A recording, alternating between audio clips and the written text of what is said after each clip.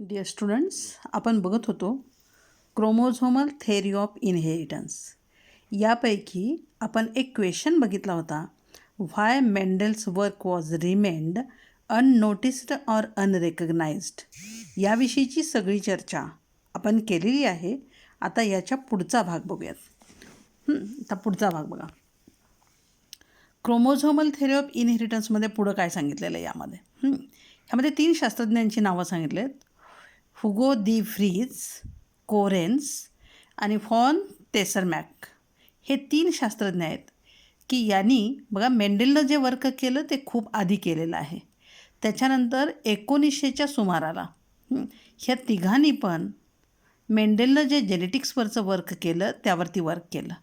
पण ह्या तिघांनी ज्यावेळी वर्क केलं त्यावेळी मायक्रोस्कोपचा शोध लागलेला होता.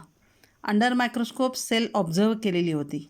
सेलमध्ये क्रोमोझोम्स असतात आणि ते डिव्हाइड होतात, सेल डिव्हिजनची प्रोसेस होते, हे सगळं माहिती झालेलं होतं. हे कधी 19व्या शतकात.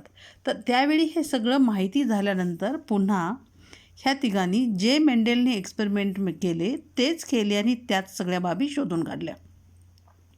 ज्यावेळी यांनी स्वतःचे शोध प्रसिद्ध करायला बघितले त्यावेळी त्यांच्या लक्षात आलं की हे सगळे शोध याच्या आधीच लागलेले आहेत आणि ते कोणी लावलेले आहेत तर मेंडेलनी लावलेले आहेत. मेंडेलनं सगळे एक्सपेरिमेंट केले आणि त्याचे फायंडिंग्ज लिहून ठेवले. म्हणजे त्यानं असं लिहून ठेवलं की हायब्रिडायझेशनच्या एक्सपेरिमेंटनंतर F1 जनरेशनला एकच कुठला तरी कॅरेक्टर दिसतो आणि मग त्याला डॉमिनंट कॅरेक्टर म्हणायचं. F2 जनरेशनला मोनोहायब्रिड क्रॉस हा 3:1 येतो. त्यापैकी जो 3 येतो तो डॉमिनंट कॅरेक्टर असतो, 1 असतो तो रिसेसिव्ह असतो. हे सगळं मेंडेलनं लिहिलं होतं, पण त्यानं लॉज लिहिले नव्हते. तो लॉज नंतर कोणी लिहिले? कोरेन्सने लिहिले. लॉज लिहिले ते कोरेन्सने. हे आपण याआधी पूर्वी बघितलेलं आहे. आता त्याच्या पुढचा भाग बघा. त्याच्यानंतर पुढं काय झालं तर वॉल्टर सटन अँड थिओडोर बोव्हेरी. तर हा बोव्हेरी आणि सटन हे जे दोघं शास्त्रज्ञ आहेत यांनी पुन्हा काय स्टडी केलेला आहे? Parallel behaviour of Mendel's factors and behaviour of chromosomes at meiosis. त्यांनी मिओसिसचा स्टडी केला आणि काय म्हटलं त्यांनी? Parallel behaviour of Mendel's factors. आता मेंडेलचे फॅक्टर म्हणजे कोण आले? Genes. And behaviour of chromosomes म्हणजे जीन्सचं आणि क्रोमोझोमचं बिहेवियर हे पॅरलल असतं असं वॉल्टर सटन आणि थिओडोर बोव्हेरी यांनी सिद्ध केलेलं आहे. यांनी असं म्हटलेलं आहे. आता हे जे आहे पॅरलल बिहेवियर याच पेजवरती ॲक्टिव्हिटीमध्ये क्वेश्चन आहे, तिथं तुम्हाला हे ॲन्सर लागणार आहे. ॲक्टिव्हिटीमधला क्वेश्चन बघा नंतर. आता आपण ह्या सगळ्याचा क्रोमोझोमल थेअरीचा विचार करत असताना क्रोमोझोमल थेअरी ही वॉल्टर सटन आणि बोव्हेरी ह्या दोघांनी मांडलेली आहे. तर ह्या क्रोमोझोमल थेअरीमध्ये काय सांगितलेलं आहे हे आपल्याला समजावं म्हणून आधी मी काही तुम्हाला गोष्टी सांगते, त्याआधी समजावून घ्या. काय काय बघा. आपल्या बॉडीमध्ये ज्या सेल्स आहेत, all the cells of body, according to genetics they are of 2 types, somatic cells and sex cells. Somatic cells म्हणजे काय? बॉडीमध्ये असणाऱ्या सगळ्या सेल ज्या आहेत त्यांना सोमॅटिक सेल्स म्हटलं जातं आणि त्यामध्ये क्रोमोझोमचा नंबर हा 2n असतो. सेक्स सेल्स म्हणजे कुठल्या? ज्या ओव्हरीमध्ये येतात आणि टेस्टीजमध्ये येतात त्या सेल्सना म्हटलं तर सेक्स सेल्स. त्यातल्या पण कुठल्या की ज्यांच्यापासून काय तयार केले जातात? गॅमेट्स तयार केले जातात. आता गॅमेटमध्ये n नंबर ऑफ क्रोमोझोम आहेत, स्पर्ममध्ये n नंबर ऑफ क्रोमोझोम आहेत. त्यामुळे सेक्स सेल्स ज्या आहेत ह्यांच्यातली मदर सेल जी आहे ती 2n नंबर ऑफ क्रोमोझोम असते, पण हिच्यामध्ये मिओसिस होते आणि गॅमेट्स फॉर्म होतात. तर sex cell 2n number of chromosome, त्याच्यामध्ये सेक्स सेलमधली mother cell 2n number of chromosome, त्यामध्ये मिओसिस होतं आणि गॅमेट्स फॉर्म होतात आणि गॅमेटमध्ये असतात ते n number of chromosome. Somatic सेल्समध्ये नेहमी मायटोसिस होते, कधीच मिओसिस होत नाही. त्यामुळे सोमॅटिक सेलमध्ये मायटोसिस होत राहते आणि फॉर्म झालेली प्रत्येक cell contains 2n number of chromosome.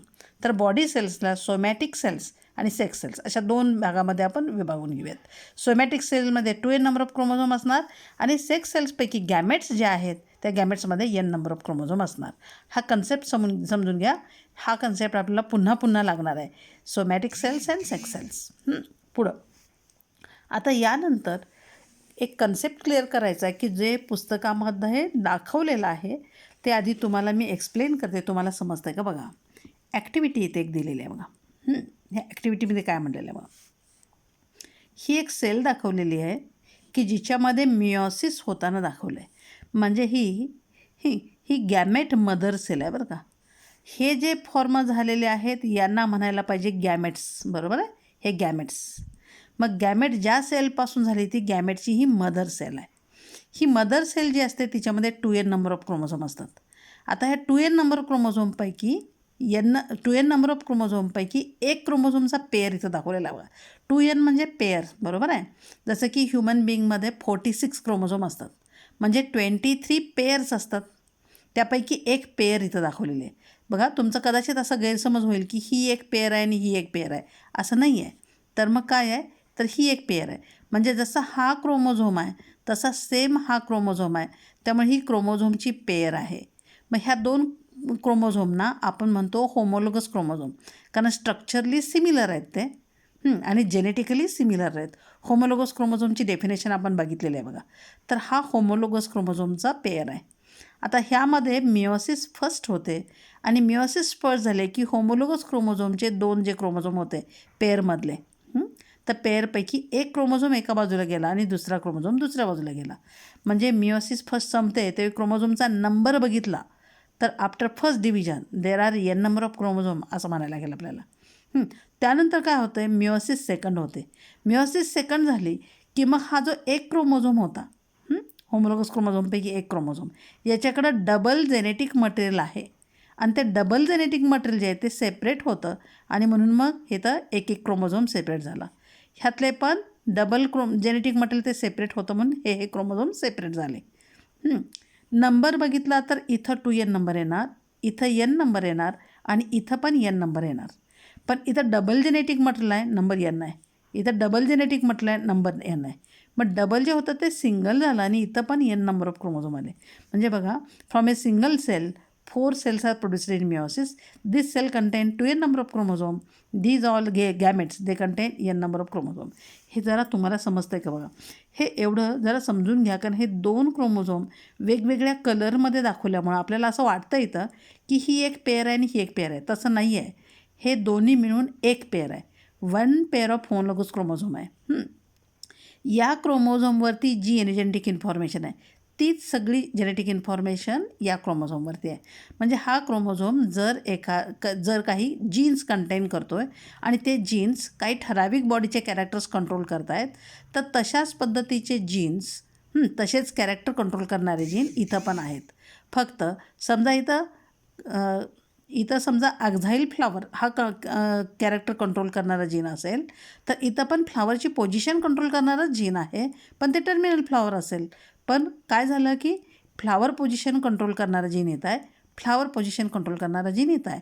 म्हणजे याच्यावरती जे कॅरेक्टर्स किंवा जे ट्रेट्स कंट्रोल करणारे जीन आहेत तेच कॅरेक्टर्स किंवा तेच ट्रेट कंट्रोल करणारे जीन याच्यावरती पण आहेत.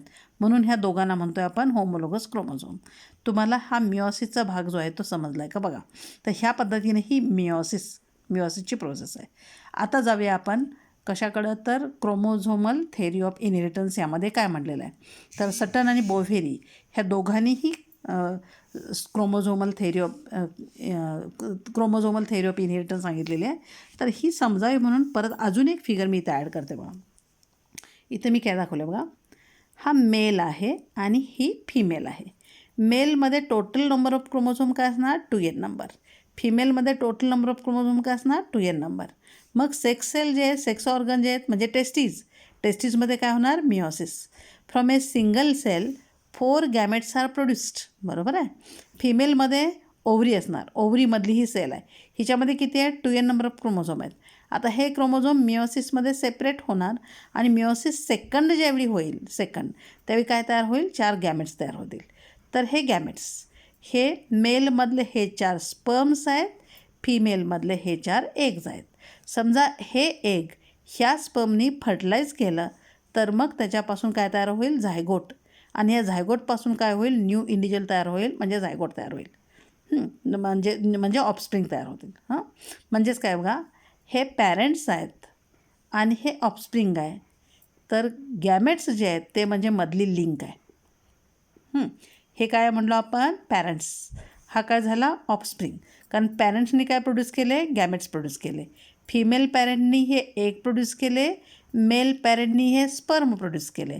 मग समजा हे एग या स्पर्मनी फर्टिलाइज केलं तर मग काय होणार, झायगोट फॉर्म होणार. याच्यामध्ये n नंबर ऑफ क्रोमोझोम आहेत, याच्यामध्ये n नंबर ऑफ क्रोमोझोम आहेत, म्हणजे इथं किती येणार 2n नंबर ऑफ क्रोमोझोम. ह्या सेलला आपण काय म्हणणार, झायगोट. आणि झायगोटपासून काय तयार होणार, ऑफस्प्रिंग. तर हे पॅरेंट आणि हे ऑफस्प्रिंग असेल तर गॅमेट्स ही मधली लिंक आहे असं आपल्याला म्हणायला लागेल. पॅरेंट्समधली लिंक म्हणजे गॅमेट्स. अर्थात मी दाखवताना फक्त हा गॅमेट आणि हा गॅमेट दाखवलं आहे, पण हे सगळेच गॅमेट हे एग्ज जे आहेत ते फर्टिलाइज करू शकतात. हे एग जे आहेत हे सगळे स्पर्म फर्टिलाइज करू शकतात. मी सगळं दाखवत बसलेलं नाही, फक्त एक्झाम्पल म्हणून. हे एग ह्या स्पर्मने फर्टिलाइज केलं तर ह्या पद्धतीनं होईल असं दाखवलेलं आहे.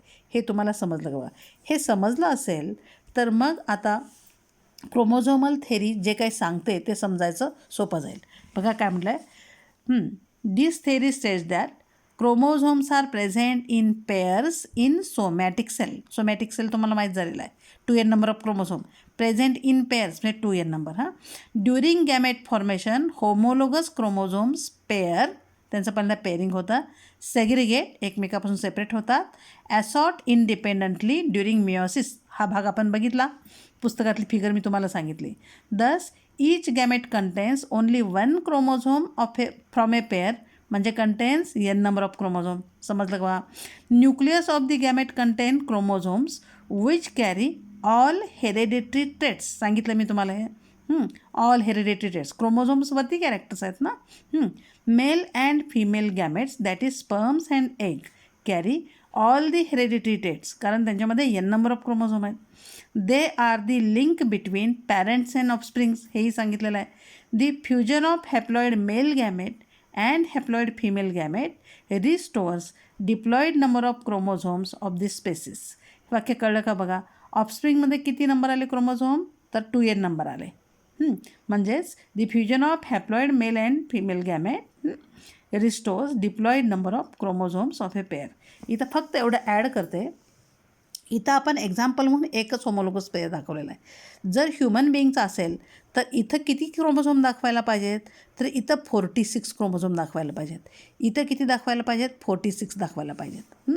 आणि ह्यातले हाफ बरोबर कशामध्ये येणार, ह्याच्यामध्ये येणार. म्हणजे ह्यांच्यामध्ये किती क्रोमोझोम येणार, 23. मग 23 क्रोमोझोम जे आहेत याच्यामध्ये आपल्या बॉडीचे कंट्रोल करणारे सगळेच्या सगळे कॅरेक्टर्स येतात. तेव्हा हाफ नंबर म्हणजे सगळेच्या सगळे कॅरेक्टर त्याच्यामध्ये आले. फक्त त्यांचं पेअरिंग झालं, किंवा काय म्हणूया आपण, पेअरिंग नाही म्हणता येणार आपल्याला, एगचं स्पर्मनी फर्टिलायझेशन केलं, युनियन ऑफ गॅमेट झाली की परत त्याचा 2n नंबर रिस्टोर होणार. रिस्टोर होणार म्हणजे परत नंबर किती येणार, 46. आधी किती होता, 46, नंतर किती आला, 46. म्हणजे नंबर इज रिस्टोर्ड असं म्हणायला लागलो आपण. आणि इथं हे गॅमेट पॅरेंट्स आणि ऑफस्प्रिंगच्या मधली लिंक आहेत. तुम्हाला ही थेरी समजली किंवा क्रोमोझोमल थेरी ऑफ इनहेरिटन्स. तर याच्यावरती एक क्वेश्चन पण आहे पुस्तकामध्ये पाठीमागच्या बाजूला, तो बघून घ्या आणि तो सोडवून घ्या. त्याच्यानंतर ॲक्टिव्हिटीमध्ये हे जे काही क्वेश्चन दिलेत ह्याच्यामध्ये लास्ट क्वेश्चन बघा. हे सगळे सोपे आहेत, तुम्हाला समजलं असेल हे, पण एवढं. Do genes and chromosomes have similar behaviour justify. इथं काय म्हटलेलं आहे बघा. वॉल्टर सटन along with Theodore Bofferi studied the parallel behavior of Mendel's factors and behavior of chromosome. Parallel behaviour बघा, ॲन्सरकडे येता येते का, आणि त्या क्वेश्चनची ॲन्सर सोडवून टाका.